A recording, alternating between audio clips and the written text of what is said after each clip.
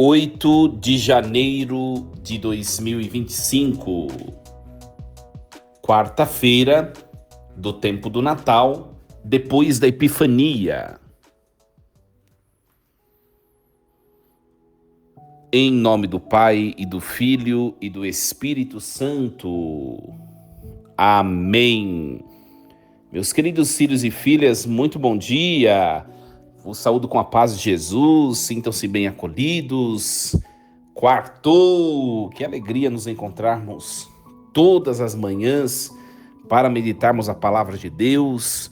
E hoje nós vamos meditar a primeira leitura que a igreja nos propõe, a leitura da primeira carta de São João, o capítulo 4, versículos do 11 ao 18. Caríssimos, se Deus nos amou assim, nós também devemos amar-nos uns aos outros. Ninguém jamais viu a Deus. Se nos amamos uns aos outros, Deus permanece conosco e seu amor é plenamente realizado em nós.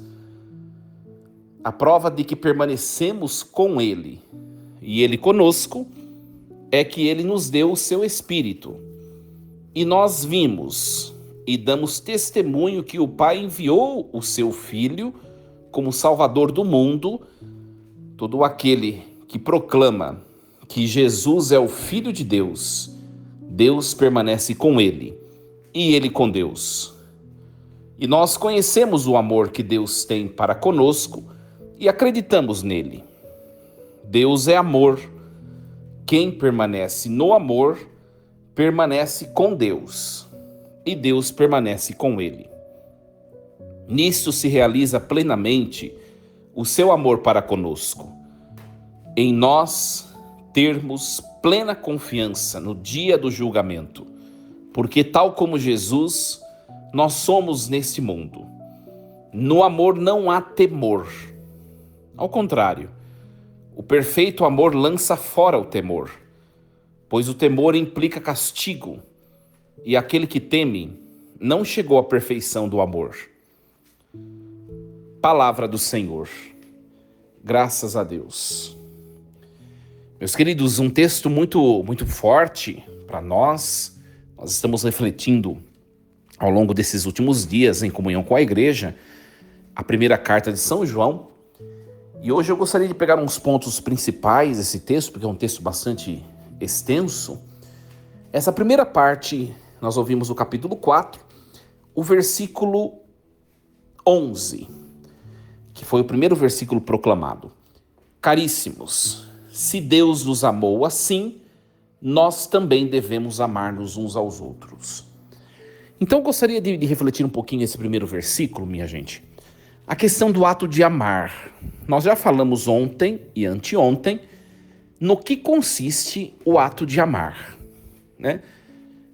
Amar, ou seja, ser detentor, possuidor do amor eterno de Deus, não é você possuir alguns sentimentos, nós falávamos disso ontem, não é você ser apaixonado, não é você sentir calorzinho, não é você sentir algumas emoções. Se a gente pergunta para um monte de gente por aí, o que é o ato de amar, né? O verbo amar. Ou no que consiste o substantivo amor? As pessoas vão, nos seus discursos, naquilo que elas vão dizer para denominar o amor, ou o verbo amar, elas vão dizer um monte de coisa concernente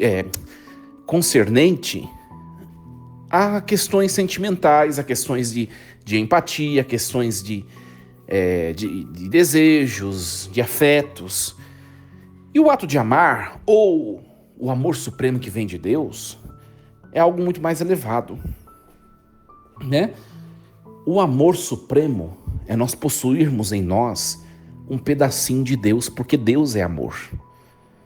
E amar é traduzir aquilo que nós possuímos em nós, né, em ação, em atitudes, né, em testemunho, né?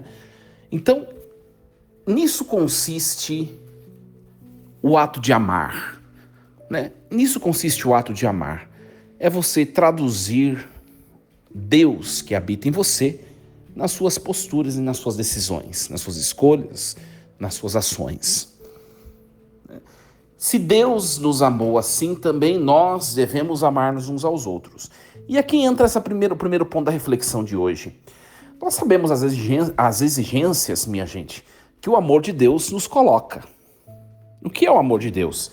É um amor que não coloca condições, é um amor que perdoa, é um amor que acolhe, é um amor que não faz acepção de pessoas, é um amor que não pede retribuição, que ama simplesmente porque ama.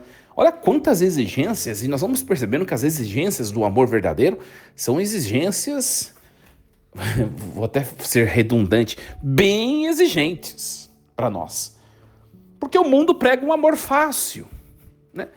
Controlador, o amor retributivo, o amor de recompensas. O mundo prega um amor fácil, um amor utilitário.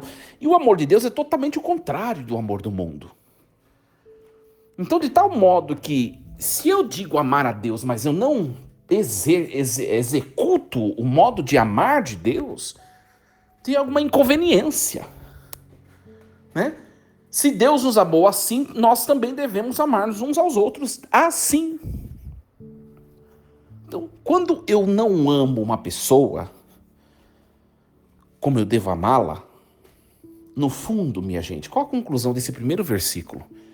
Eu estou sendo injusto e ingrato com Deus. Olha como a palavra é forte. Mas por que, padre? Por quê? Porque Deus, ele me entrega algo que eu não mereço. E eu não sou capaz de entregar também essa mesma coisa às pessoas que também não merecem em relação a mim. Eu sei que eu não mereço o amor de Deus. Eu sei que eu não mereço ser amado como sou por Deus. Só que eu me utilizo desse amor. Eu sei que eu não mereço, mas eu me deixo ser amado, Senhor. Porque eu quero ir para o céu, porque eu quero ser feliz, porque eu quero vossa bênção, vossa graça, eu quero estar sempre no limiar da vossa presença. Mas as pessoas que também não merecem o nosso amor, nós não fazemos como Deus. Aí nós vamos dizer assim, nos excluímos, né? Nós acabamos nos abdicando do ato de amar essas pessoas. Ora, você está sendo injusto com Deus. Você está sendo ingrato. Porque Ele te ama gratuitamente. Você não merece, mas Ele te ama. Agora você não pode, bonito, você não pode amar aquele que também não merece. Só quer receber. Como diz minha mãe diz assim, né? A gente muitas vezes é só a Deus, a gente só vem a nós, nunca o vosso reino. Minha mãe fala isso, né? Não sei de onde ela tirou esse ditado, né? Só vem a nós, nunca o vosso reino. Ou seja, eu quero ser amado por Deus, mesmo sabendo que eu não presto, que eu não mereço, mas eu não sou capaz de me esforçar para amar o outro. Isso é ingratidão. É ingratidão. Por isso que João começa o texto dizendo assim: se Deus nos amou assim, nós também devemos amar-nos uns aos outros. De tal modo que, quando nós amamos alguém que não merece o nosso amor, nós estamos dizendo a Deus assim: eu agradeço porque o Senhor faz o mesmo por mim. Eu também não mereço o seu amor, Senhor. E como sinal de gratidão, de agradecimento, pelo Senhor ser tão generoso comigo, eu também vou amar aquele que não merece meu amor. Olha, minha gente, isso é muito nobre. Isso é muito nobre. Às vezes, ontem eu dizia para um amigo, às vezes a gente fica focando muito a nossa vida humana. Nós somos seres muito complexos. E a gente fica focando muito nas questões, sobretudo afetivas, de afetos, de sexualidade, enfim, tudo essas coisas, né? Tem gente que só respira essas coisas. Parece que que são só essas questões que definem ser santo ou não.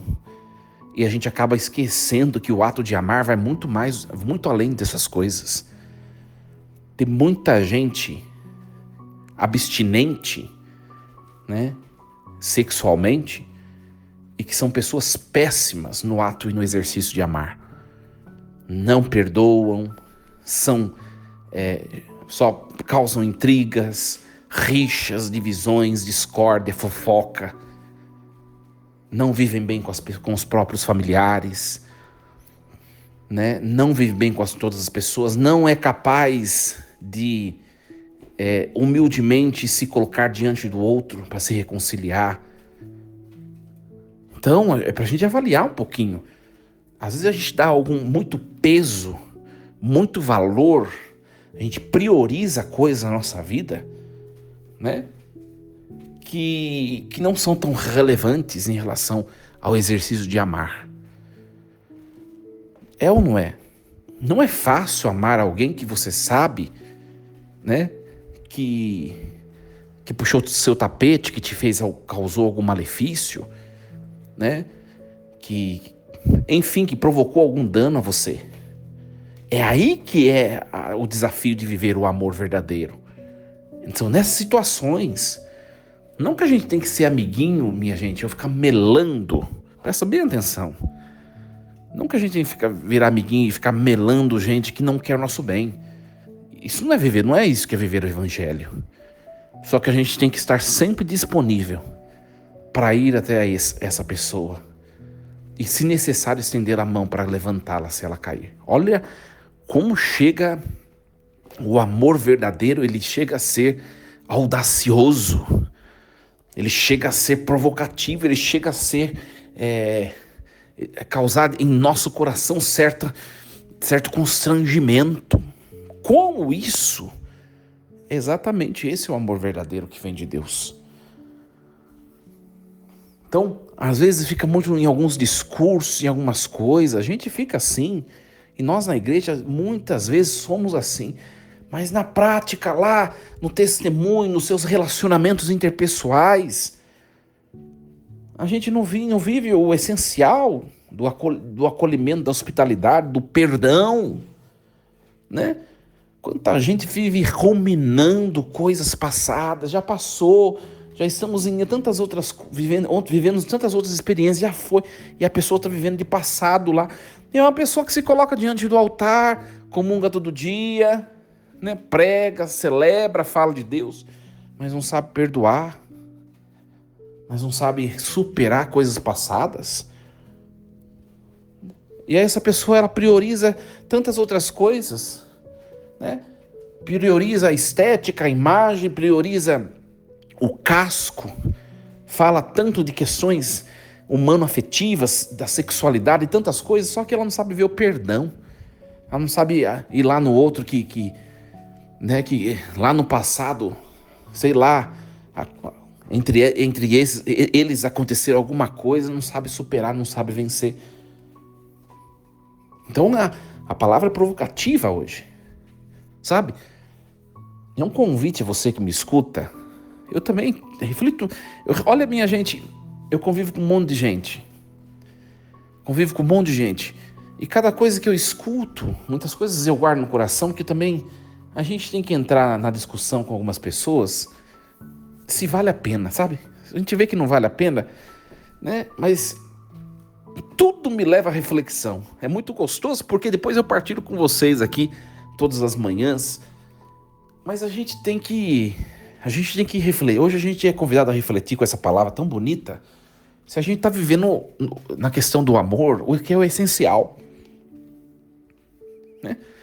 Porque a gente pode estar envolvido numa casca religiosa e os nossos relacionamentos, o nosso comportamento diante das pessoas pode estar sendo péssimo. Não vale de nada a religião. Não vale de nada. Então é para a gente refletir um pouco isso, né? Olha, São Paulo no versículo 12 desse capítulo 4, São João, ele é categórico, olha só. Ninguém jamais viu a Deus. Isso é uma premissa. Ponto. Se nos amamos uns aos outros, Deus permanece conosco e seu amor é plenamente realizado em nós.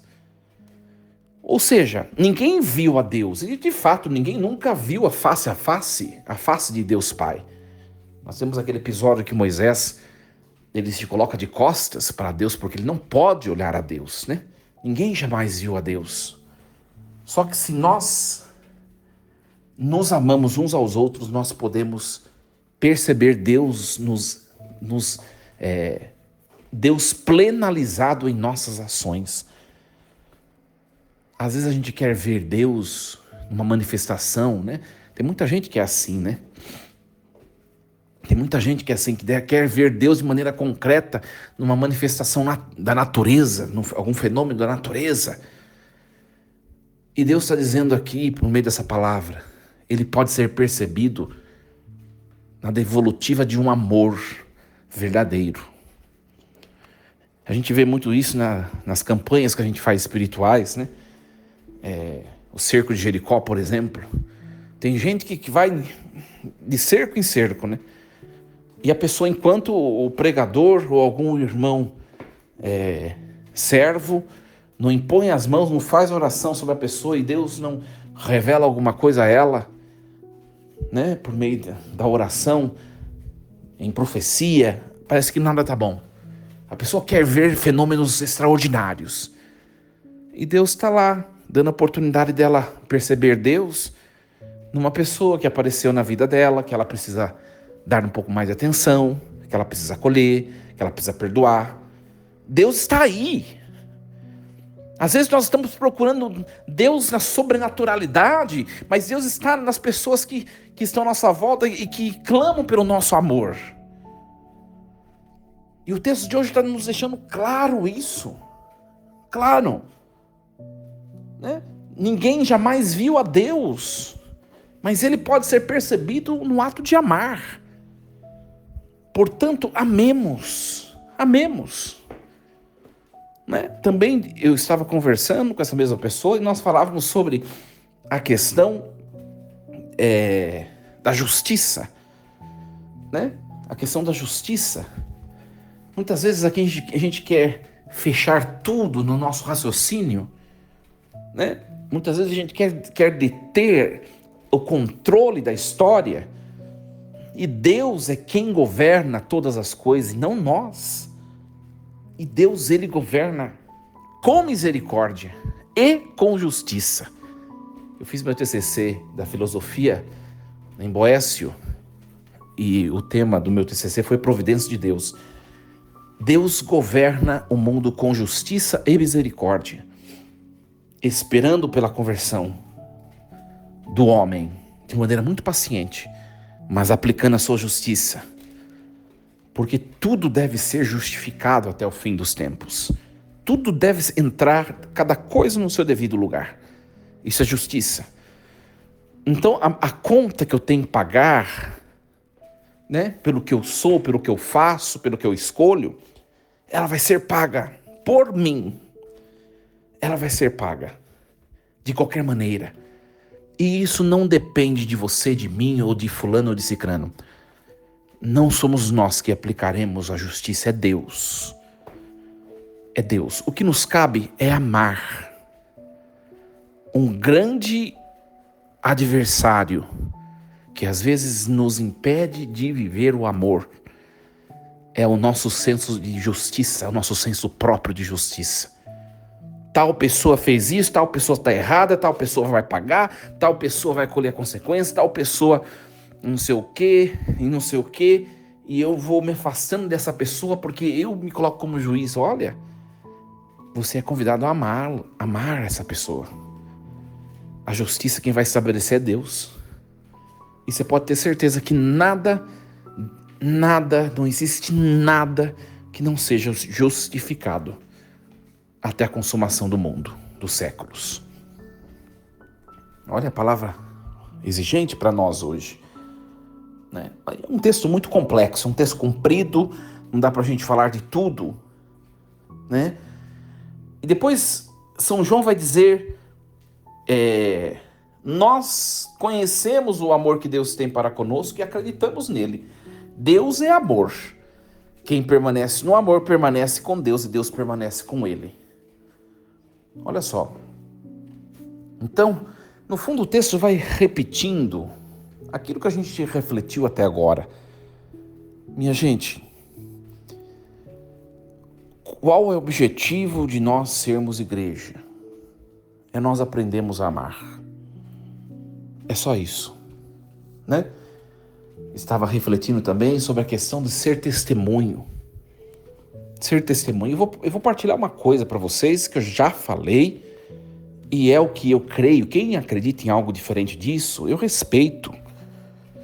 Eu respeito. Mas eu não sou sacerdote. Eu não sou sacerdote. Eu não estou gravando mensagens a vocês por mais de 5 anos já, porque eu sou modelo a vocês. Os nossos modelos de humanidade perfeita, de humanidade equilibrada, de humanidade santificada, primeiramente é Jesus Cristo, depois a Santíssima Virgem Maria e depois os santos canonizados pela igreja. Eles são exemplos testificados, ratificados, confirmados pela igreja, um exemplo de testemunho verdadeiro de vivência do evangelho. Eles são, eu não sou. Se você que está escutando e se acha exemplo para alguém, louvado seja Deus, que Deus possa te fazer mais santo ainda. Eu não sou. Eu não sou. Nós temos que ser exemplo, sabe no quê? No ato de amar. No nosso acolhimento dos outros, né? O nosso modo de abraçar os outros, nosso modo de não fazer acepção de pessoas, na nossa acolhida, na nossa disponibilidade, no nosso ato de perdoar, na nossa, teimosia em esquecer o mal cometido pelo outro e perdoar e acolher e abraçar. Nisso nós temos que ser testemunho. Porque senão a gente vai confundindo as coisas, minha gente. A gente vai... Aquela coisa que eu falei no começo da reflexão. Cuidemo-nos para não priorizarmos coisas que não são o centro da vivência da santidade. Então, que Deus nos ajude nessa tentativa de sermos pessoas amantes. Amantes nos sentidos, meus queridos, de executores do amor, de vivenciadores do amor. Amantes nos sentidos de pessoas que amam, que querem amar cada vez mais. Esses sejamos nós. Né? Se o ato de amar nos levar a ser paradigma e modelo para alguém, louvado seja Deus. Louvado seja Deus. Mas os nossos olhos devem estar fitos naqueles que já chegaram lá, na meta, que é o céu. E olha, eu digo uma coisa a vocês, minha gente, ninguém vai chegar na meta como os santos chegaram, sem exercitar bem o ato de amar. Eu vou dizer uma coisa que eu creio nisso. Por tudo que eu estudei de filosofia, por tudo que eu estudei de teologia, pela minha experiência que eu tenho com Deus, eu vou dizer uma coisa a vocês. Enquanto não vivermos integralmente o amor, nós não entraremos no reino dos céus. Seja nessa vida ou seja na outra, no purgatório. Mas a gente vai ter de viver, por bem ou por mal, na alegria ou na dor, o ato de amar. Então, aprendamos a viver já. Aprendamos a viver já. Como disse a vocês, não sou modelo para ninguém. Não é o meu objetivo ser. Agora, quero ser santo para a eternidade. Se conseguir ser um modelo para alguém nesse mundo, louvado seja Deus, é lucro. Eu estou na luta. Mas uma coisa eu foco.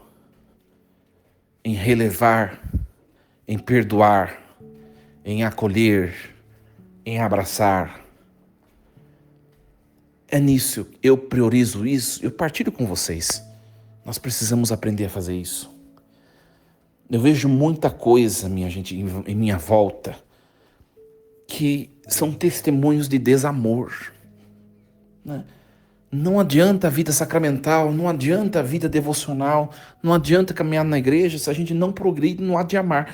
E o amor, ele é exercitado na convivência com as pessoas, com o próximo. O que eu vejo ao meu redor, muitas vezes? Pessoas que não se falam, pessoas que não se conversam, pessoas que não se resolvem, pessoas que não dialogam. O que eu vejo ao meu redor?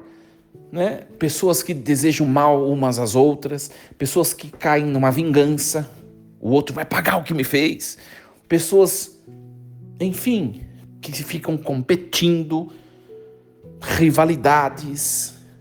Eu vejo muitas vezes isso ao meu redor. E são testemunhos de desamor.